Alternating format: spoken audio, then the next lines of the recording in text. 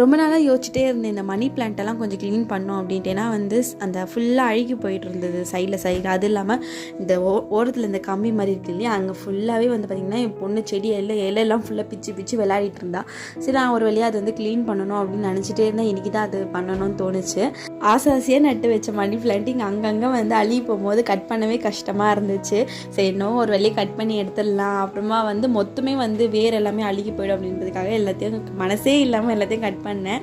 இலையெல்லாம் பிச்சு போட்டிருக்கால அதெல்லாம் வந்து இலை இருக்கிற இடத்துலலாம் வச்சு நூல் போட்டு கட்டி விட்டேன். இலையெல்லாம் பிச்சு இந்த மாதிரி ஆக்கிட்டு ஒன்றுமே தெரியாத பாப்பா மாதிரி நான் கட் பண்ணுறேன் சொல்லி விளையாடிட்டு இருக்கா. ஒரு வழியாக எல்லாத்தையும் சீர்படுத்தி தண்ணிலாம் ஊற்றி என் ஹஸ்பண்ட் ஒரு ஃபங்க்ஷன் போயிட்டு வந்தார். அங்கே ரிட்டன் கிஃப்டாக இந்த செடி கொடுத்தாங்க. இது என்ன செடினே தெரியல, மேபி வந்து கீழே வளர்க்குற மாதிரி தான் இருக்கும். ஒரே காற்று மழையாக இருக்குது, புயல் வருதுன்னு சொல்கிறாங்க, என்னன்னு தெரியல, பொறுத்து இருந்து தான் பார்க்க வேண்டும்.